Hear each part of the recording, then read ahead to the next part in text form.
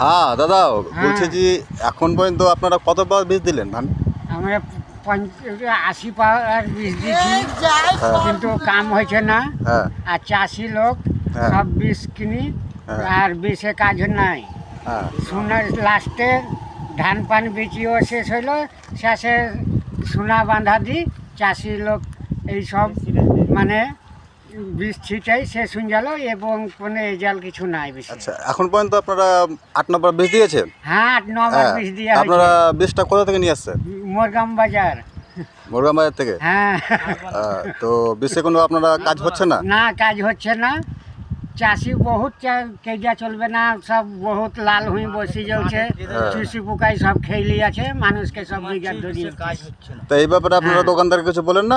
দোকানদারকে বলছি, তা এই সারা ডুপ্লিকেট বীজ আনছে, আজ হবে কাল হবে করি এমনি করে থামাই থুছে, চাষি লোককে আর বীজ কিনা করেছে।